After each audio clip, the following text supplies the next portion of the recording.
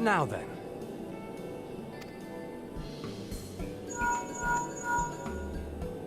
Tis I. The situation may be more complicated than we anticipated.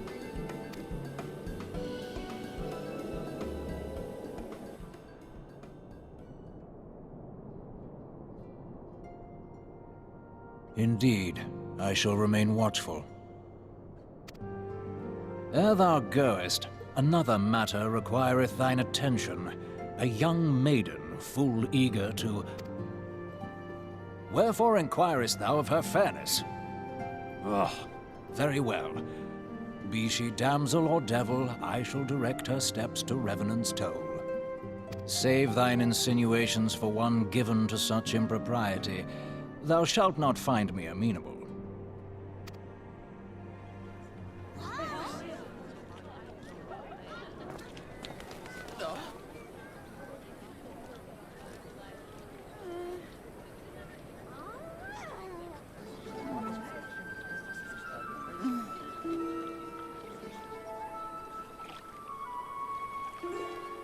Far across the sea from the land of Doma have we traveled.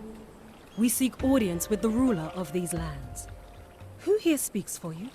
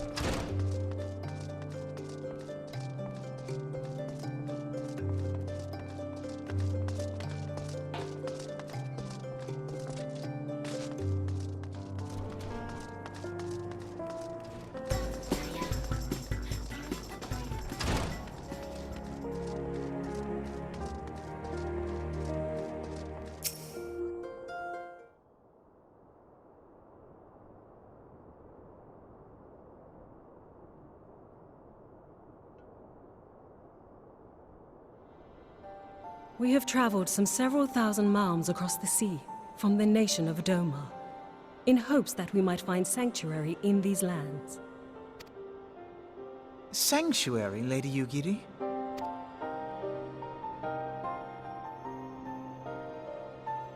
Aye. Lying within Othard, Doma was under the dominion of the Garlean Empire, as I'm sure you are aware. When the War of Succession broke out in Garlemald, we espied an opportunity to free ourselves from the yoke of imperial oppression and took up arms. Only to be crushed. And so I gathered what few Domans escaped the reckoning and guided them hither to your shores. A war of succession? Then the Emperor... Forgive me. You said that Doma was under Imperial rule, did you not? Doma is gone. Razed to the ground as an example to the other provinces. 12 have mercy. And your people? On a ship anchored in Vesper Bay, flying borrowed colors. Many were complicit in the rebellion, or akin to those who were. They will not come ashore until I send word that it is safe to do so. I sought an audience with your rulers, but was summarily refused. The lords of Ul'Dah are not wont to entertain foreign refugees without suitable encouragement. Mayhap I was foolish to expect otherwise, but our supplies run low and we have young ones in urgent need of care. I have seen the tents outside the gates, however. We are not the first to seek asylum, nor will we be the last. Be that as it may, Ul'Dah is no friend to Garlemald. Your tale would stir the hearts of many men and women here. The Sultana and the Syndicate will not be so easily swayed, but I shall see that you are granted an opportunity to plead your case. This is within your power? Well, far be it from me to boast, but I do have the ear of certain influential individuals. I am in your debt. Lady Yugiri, forgive me for observing, but your choice of attire seems like to evoke feelings of mistrust. Men are wont to fear the unfamiliar. We know this from experience. We seek only to spare the people of Ul'Dah unnecessary disquiet. I shall defer to your experience, then. I thank you for your understanding. It seems I have urgent business with the Flame General. I leave our guests in your capable hands.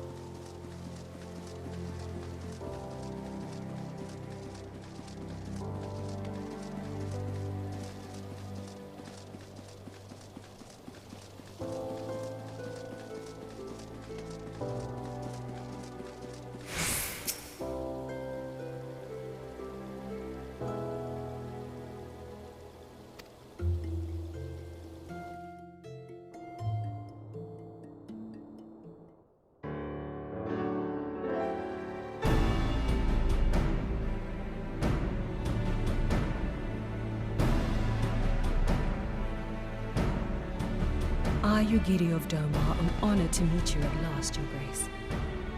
To mark this auspicious occasion, I should like to present to you the finest treasures our humble nation has to offer.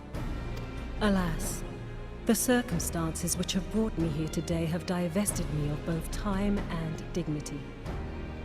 I come before you as a pauper in direst need of aid, to request that you grant my people asylum. I, Nanamo, 17th in the line of Ul, welcome you to our city. Be at ease, Lady Ugiri. Although I myself have heard the tale of your misfortune, I would ask that you recount it once more for the benefit of the others here present. As you wish, Your Grace. For many years, my nation, Doma, suffered under the yoke of imperial rule, and my people yearned to be free. Thus, when a war of succession broke out in Garlemald, we sought to take advantage of the chaos and reclaim our liberty. Alas, our enemy proved less preoccupied than we had hoped, and our rebellion was put down in the most brutal fashion. Those who survived, how many do they number? More than 200 souls huddle within the cramped confines of our own galleon's hold. Yet this figure accounts for but one of a number of ships which escaped the purge. It is my hope that you will allow us all to dwell within your walls. Should that prove unfeasible, however, I humbly ask that you accept as many of my people as your resources allow.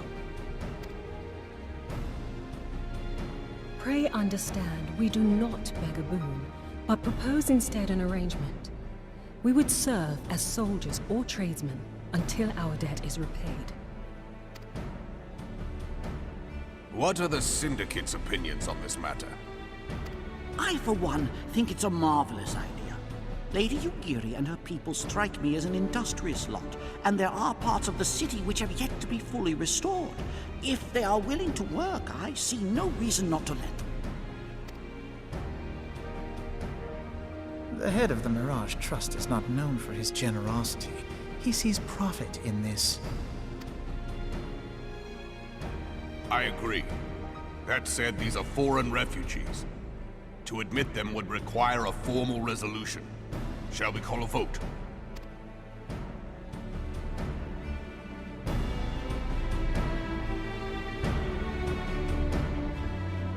The law is the law.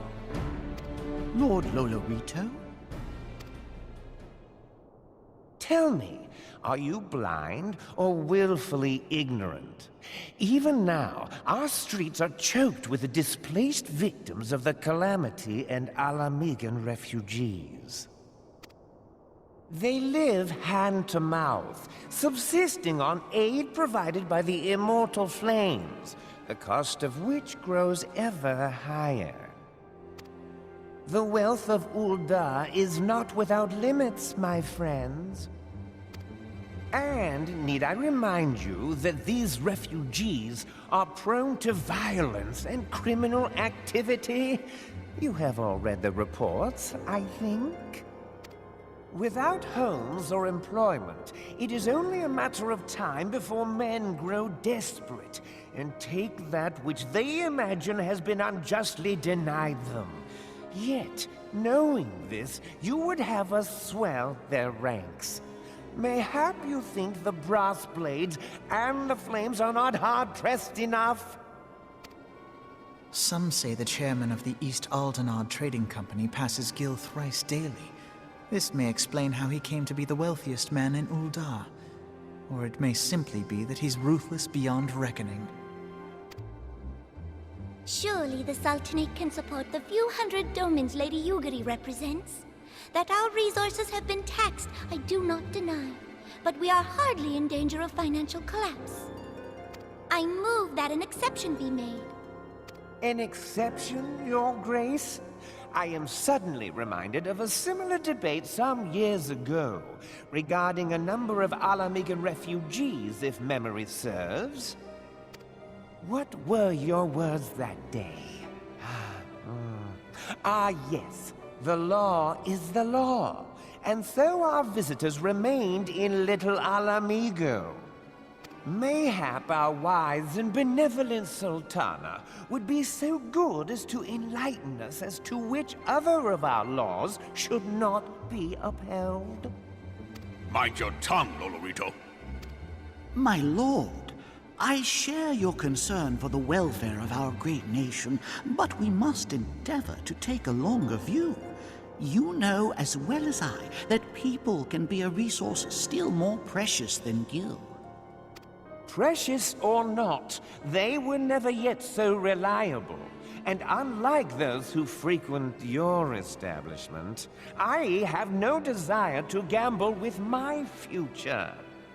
Ul'Dah's greatest asset is, and has ever been, her material wealth. We risk this at our peril. One need only look to Teleji Adeleji's example for evidence of the danger in allowing sentiment to dictate policy. How far the vaunted Mirage have fallen, both in repute and profitability, since he began employing refugees. How I choose to conduct my affairs is not your concern, my lord. A proposal has been tabled. Given its urgency, I move we forego further debate and call a vote. To accept the Doman refugees or not. Those in favor, I bid you remain. Those opposed, I bid you leave.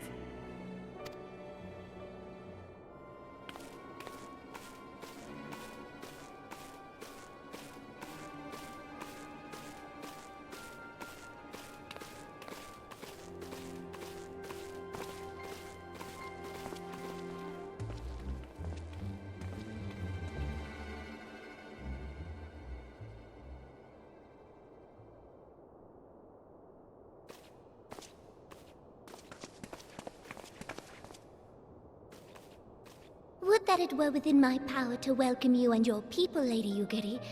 As you have observed, however, my authority in such matters is regrettably limited. Without the consent of the Syndicate, I cannot act. I understand, Your Grace, and I appreciate all that you have done on our behalf. The nerve of the man! If that bastard had not forsaken the eastern trade route, Little Alamigo would now be thriving. Oh, that you should have traveled so far under such dire circumstances, only to be refused in this manner is utterly unconscionable. Pray, accept my sincerest apologies.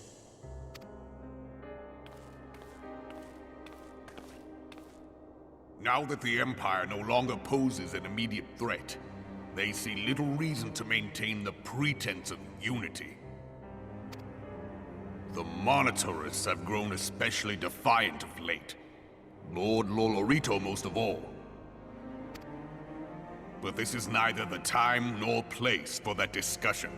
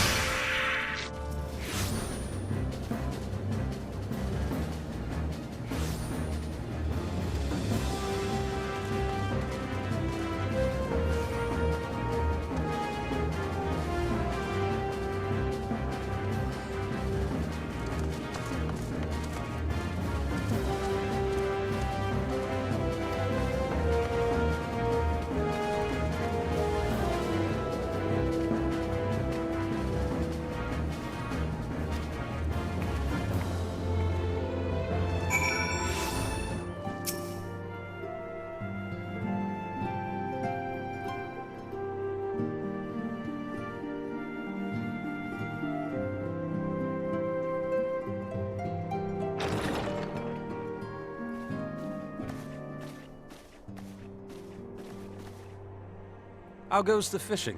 Caught anything slippery? Aye. Our suspicions were well founded. The Serpent Reavers are indeed the culprits. The plot thickens. Has there been any movement in Thanalan? It has been blessedly quiet.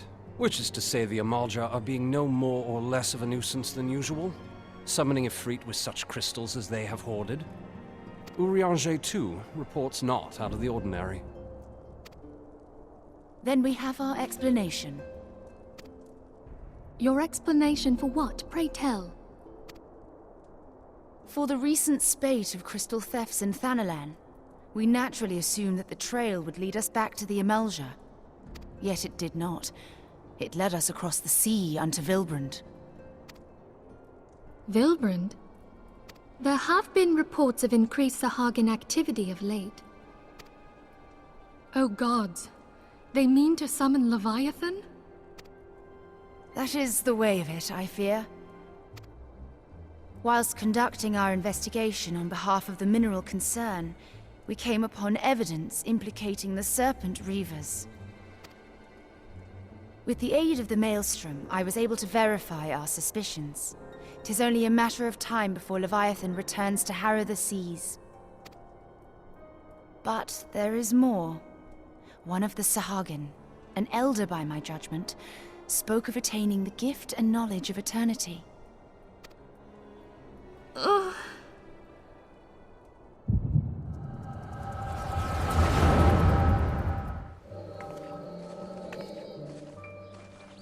Such a disturbance in the ether. If I did not know better, I should think this device defective.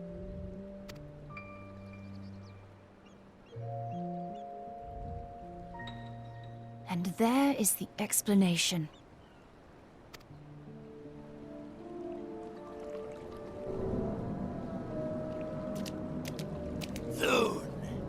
Soon it shall begin. Our Lord shall rise midst surging waves to wash away the finless ones.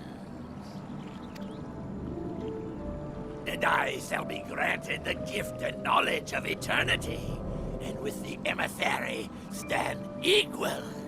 Then shall I know no cessation, no oblivion.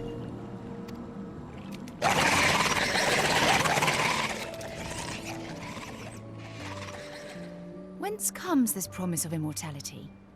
The emissary? We have outstayed our welcome.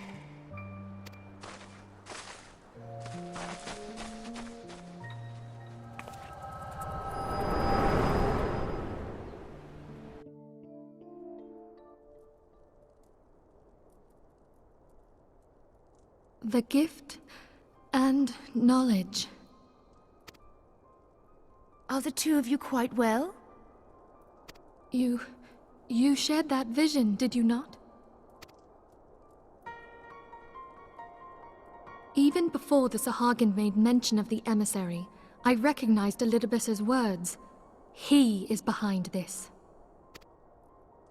But surely it is not within his power to grant the echo.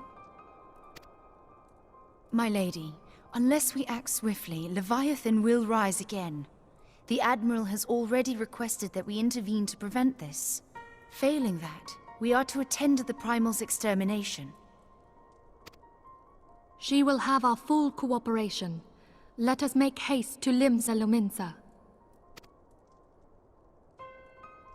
I mean to play a part in this mission. Tataru, pray, take charge in my absence. My lady, are you sure this is wise? I am aware of the risks, but there is something I must see with mine own eyes. The true nature of the echo. Very well. I shall not stand in your way. On the condition that you permit me to accompany you as bodyguard. Your company is ever welcome, Thancred. I take it something ill is afoot. Aye, a primal is about to be loosed upon Eorzea. A primal? godlike being whose very existence is a bane upon the land. We Scions of the Seventh Dawn are sworn to put an end to their kind.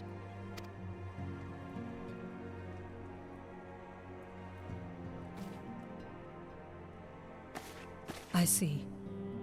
Know then that I am learned in the arts of war.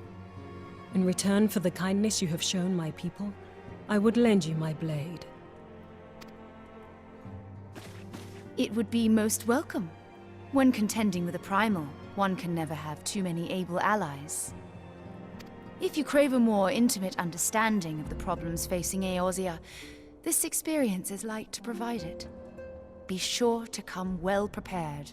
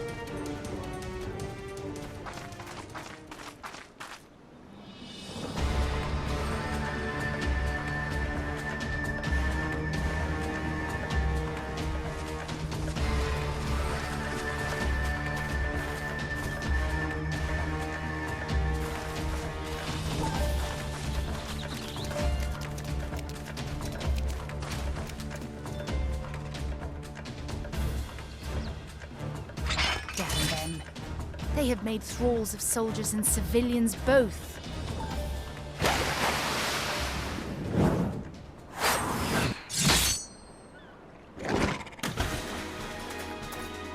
Did I miss much?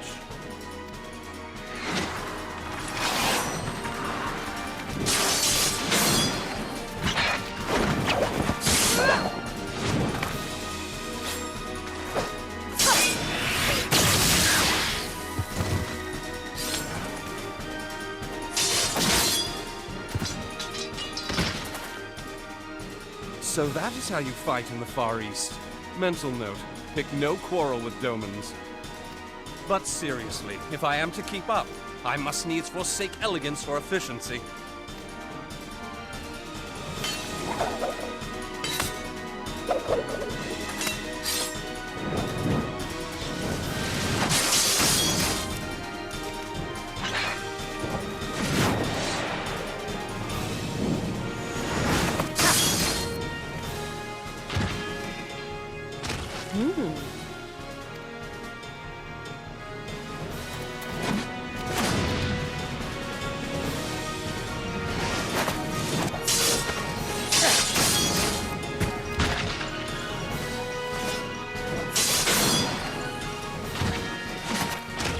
To the Aetheryte!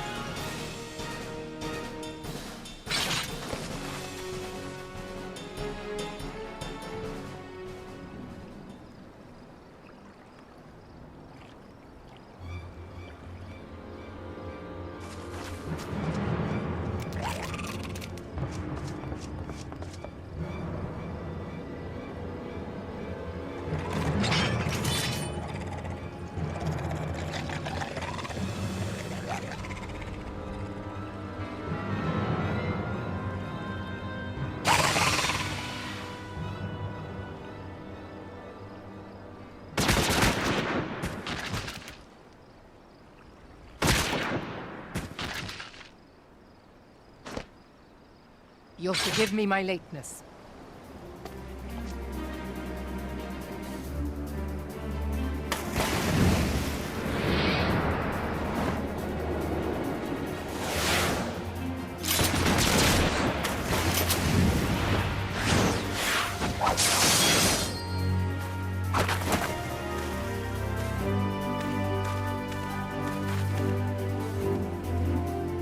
I've been something of a liability of late, I know.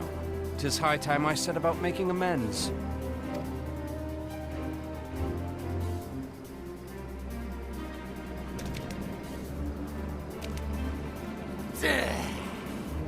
Long have you shriveled Swordwalkers, tormented our kind.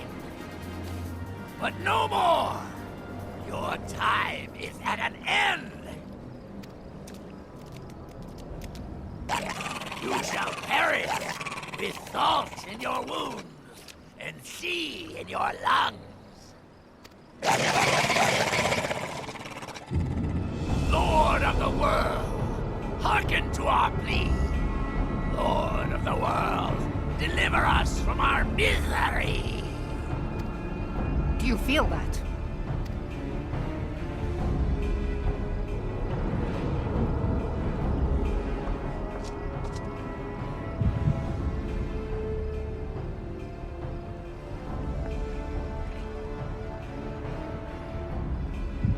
I know this sensation. It's the echo. What?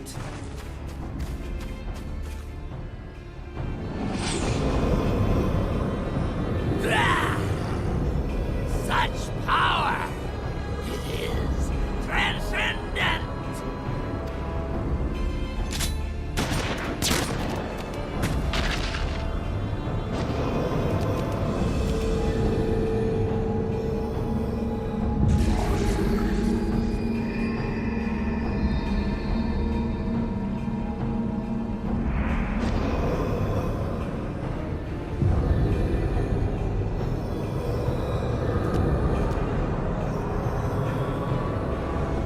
Seven hells! Strike me down if you will. It is futile! I have mastered the gift. I am eternal!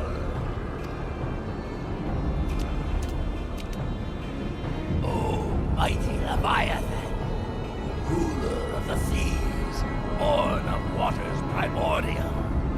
I offer unto you this frail flesh, that you might grant your faithful servants deliverance. I beseech you, come forth!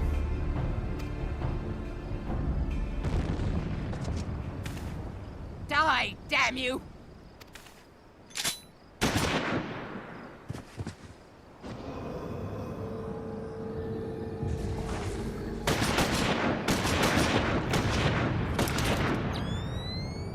Foolish shorewalker!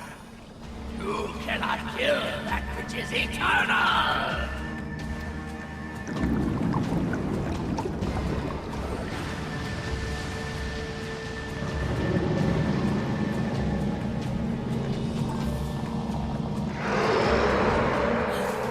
Heavens forfend.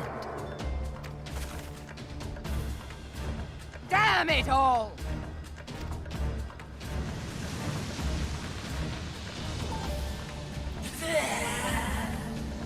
My being ebbs away. It should by right be infinite. Am I not immortal?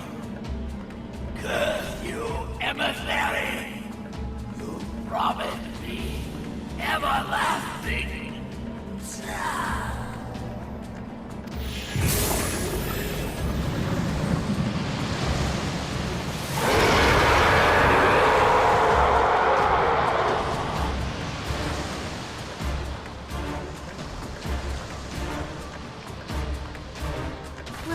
Where did he go?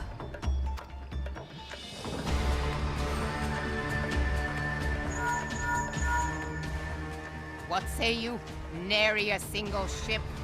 Hells take that sea demon! Gather the survivors and get to shore. Leave the wrecks for the pirates.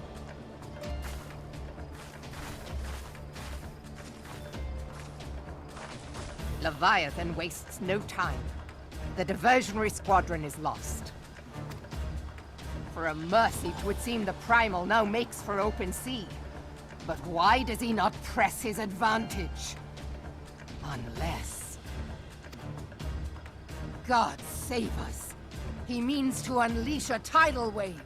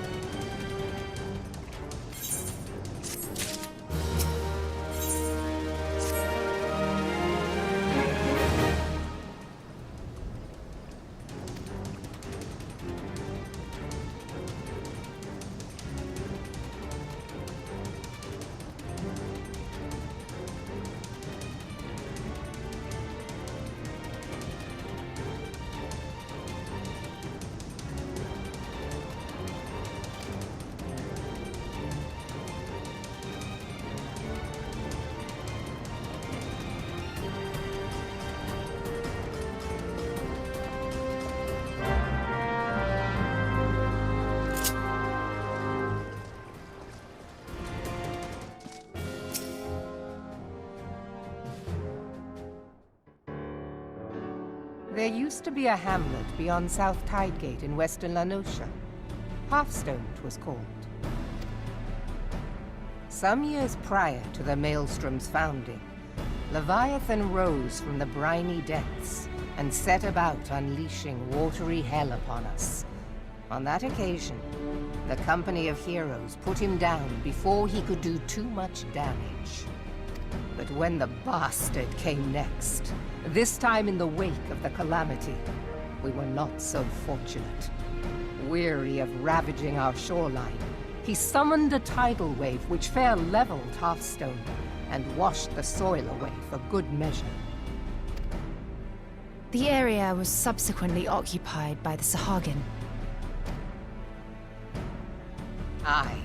The thrice-damned creatures transformed it into a spawning ground for their brood.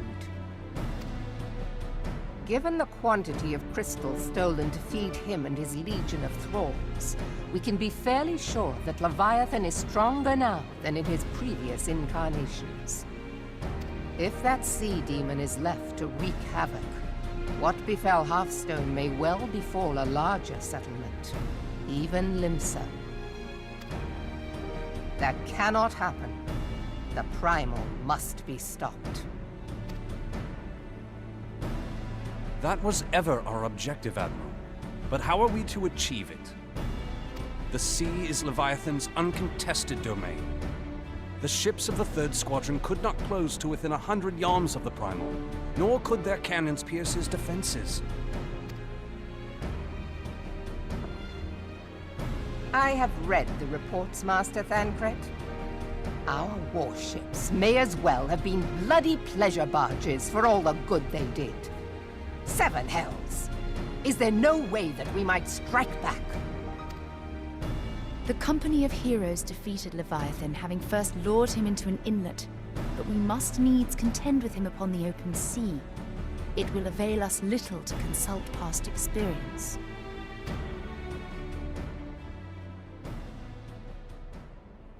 Admiral, if I may. Speak freely, Marshal. By all accounts, Leviathan's most formidable weapon is the very sea itself. Waves and whirlpools, tides and currents, all these things are his to command. The key to victory, I believe, lies in disarming our foe.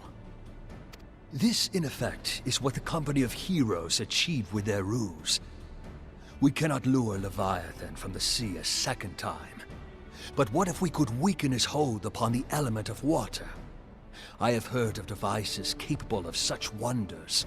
They draw upon the power of corrupted crystals, I am told. If mounted upon a ship, such a device might be used to prevent Leviathan from bringing the full force of the sea to bear against us, rendering him no more dangerous than any other sea serpent. Of course! Sid built a similar device to grant the Enterprise safe passage through Garuda's Tempest, did he not? Begging your pardon, my lady, but to give credit where it's due, this is something I heard from an old arcanist friend of mine. It makes little difference who thought of it first, so long as it works. Beg the specifications of this device from your friend, and I shall pass them on to our people at Naldic and Vermelis. But before we proceed any further, I would voice one concern. Piercing Garuda's defenses is one thing. Suppressing Leviathan's attacks, quite another. In matters of science, I am as a babbling babe. But I cannot well imagine that such a feat would be possible without a veritable mountain of corrupted crystals.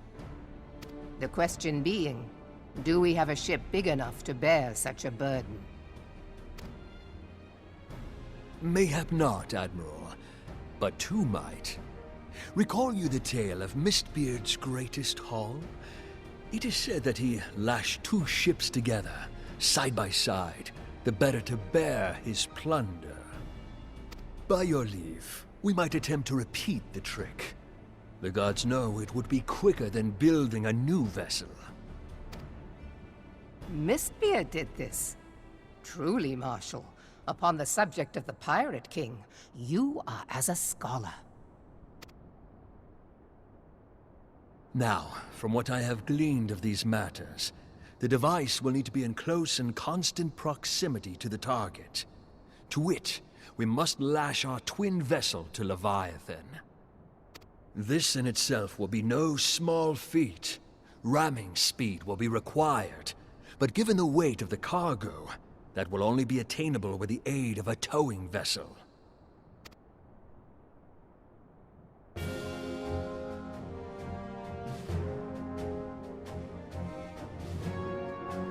Suffice it to say, the task of piloting said vessel will entail considerable danger, and I would not ask it of another. I volunteer myself. 'Twill be dangerous for all involved, but we have no better recourse. Very well.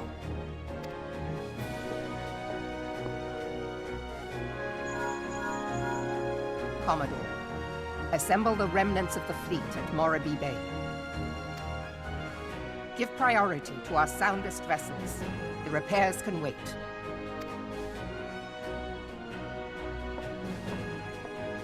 Storm Marshal Slafierson, command of the operation is yours. I want that twin vessel ready to sail post-haste. At once, Admiral.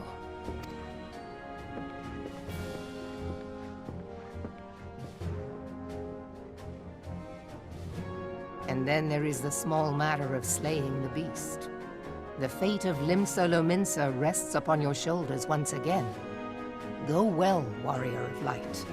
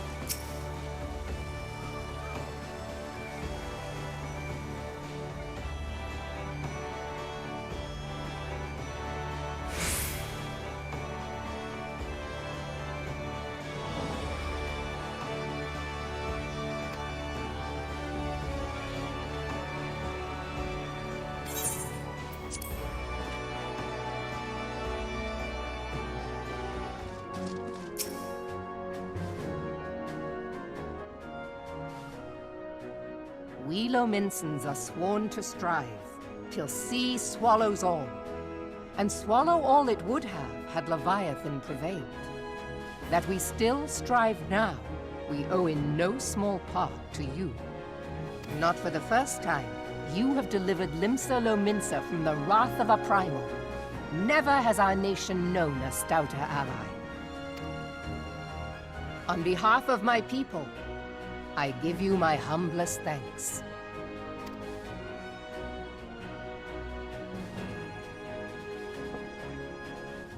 'Tis meet that I give thanks to old Mistbeard, too, for his fine solution.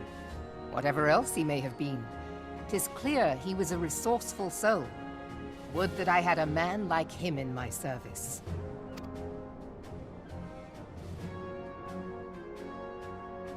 Before I set foot in these lands, I had no inkling that the people of Eorzea contended with such mighty foes. Suffice it to say, their existence came as something of a shock, as did the idea that they could be defeated.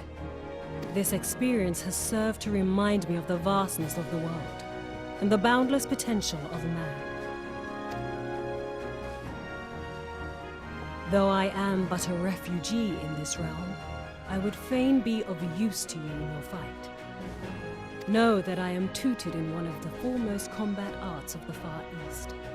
It may seem outlandish to the Eorzean eye, but should any of your people care to learn, I would be pleased to initiate them. And I will see to it that they are grateful. I have no doubt that your knowledge and skills will serve us well. Besides, your art is not so outlandish as you think. Would you not agree, Master Thancred? Naught escapes your searching eye, Admiral. Few are privy to this information, but Limsa Lominsa is home to a certain secret fraternity. Its members are trained in a form of combat not unlike your own. By my judgment, it should not be beyond such individuals to adapt to the techniques I witnessed you employing with such admirable deftness. I am heartened to hear this. I too noted a kinship between your style and mine own, though it seemed to me that you fought differently in the beginning. I suppose I did. What can I say? I'm a man of many talents. Though you may labor to believe it, Thancred was once something of a scoundrel who fraternized with the criminal class in these parts. Yestola! You jest, of course. But for a chance encounter with Alphinaud's grandsire, he might never have left Limsa Lominsa, or received an education in Sharlayan, or taken up his post in Ul'Dah, which is where he trained in the blade, lest you wonder. Minfilia, please! It would seem there is more to you than meets the eye, Master Thancred.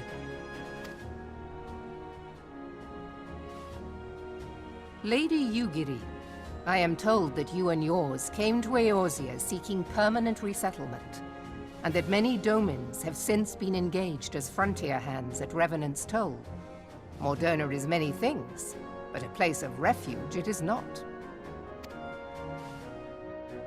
Know that I would like nothing better than to furnish your people with a new home here on Lominsan soil. Alas, racked by instability as we are, our nation is in no fit state to take you in. Yet I'll not have it said that we turned a blind eye to your suffering. Until such time as we can do more, I pledge to send provisions. We are in your debt, Admiral.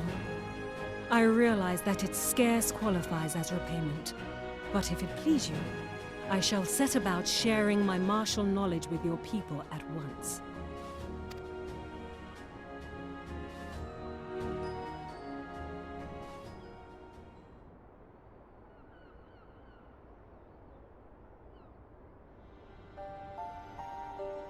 You wished a word in private.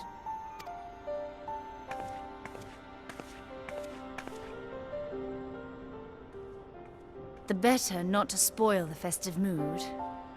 History repeats itself, Admiral. As the kobolds did before them, the Sahagin resorted to summoning their god over a territorial feud. They acted in self-preservation. It may be that the Sahagin initiated this particular clash, but how it begins does not interest me so much as how it ends.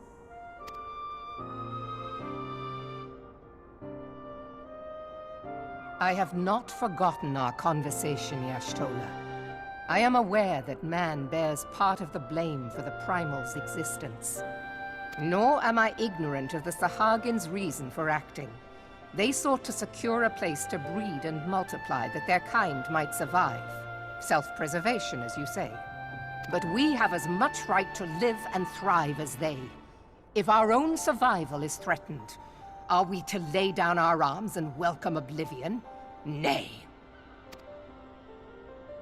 And so you kill, that you might live. Yet if living is a right, then that right belongs to all peoples, be they men or beastmen. I'll not deny your reasoning.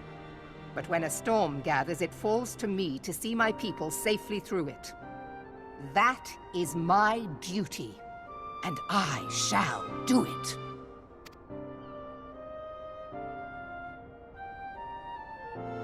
As must we all, Admiral. Stay the course, then, but know that it will lead to no good end.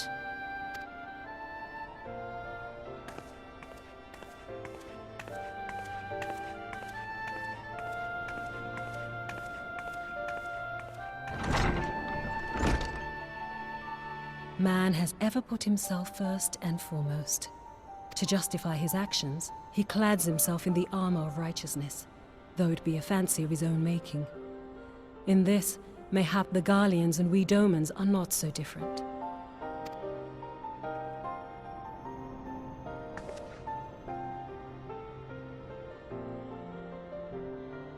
Eorzea has become as a raging sea. If we are to keep our heads above the waves, we cannot scruple to drown the man next to us.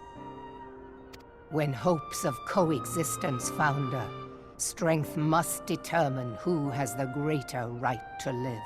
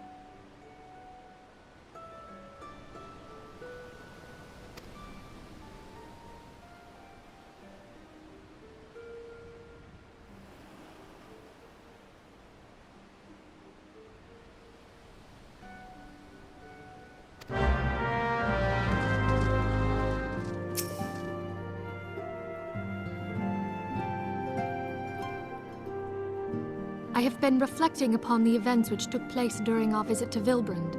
If you have a moment, I would share my conclusions with you. Please, bear with me. When the Sahagin Elder summoned Leviathan, he employed the power we have come to know as the Echo.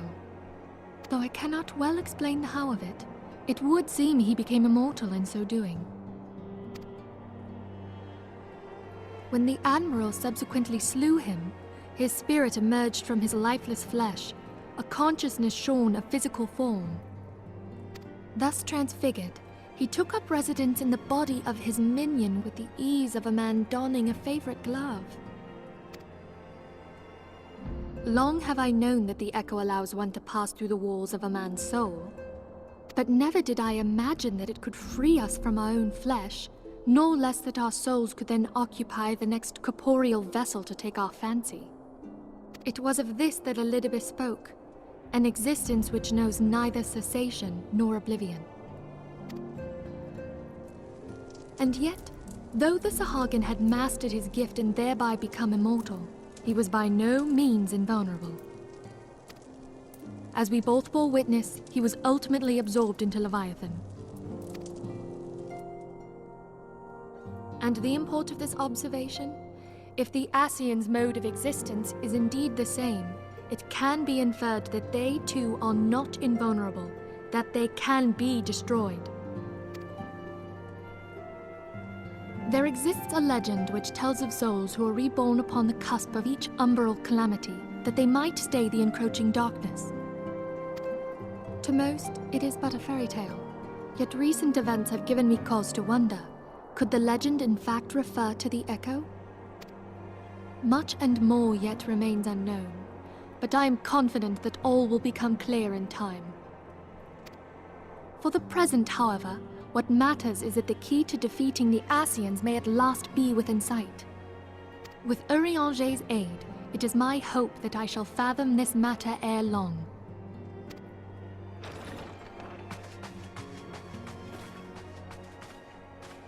Oh, I was just about to send for you, my friend. Is aught amiss? Grave tidings from the Sharlayan motherland, my lady.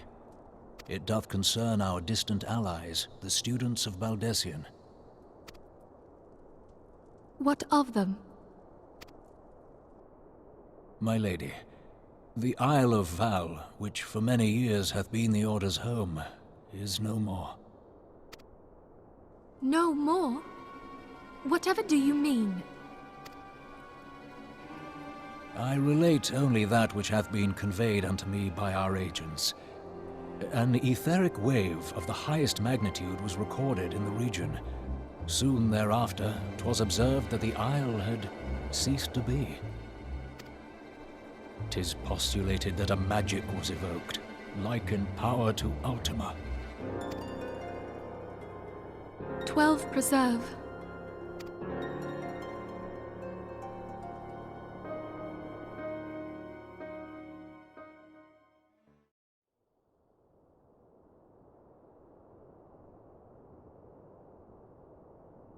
If there are no other matters, I move that today's meeting be adjourned.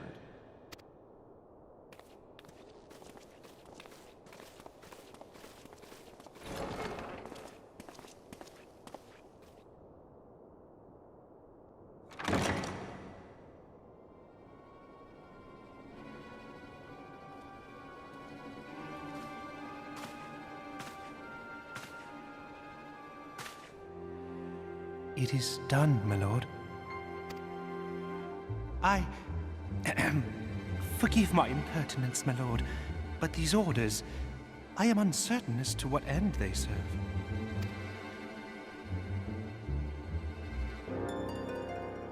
Revolution.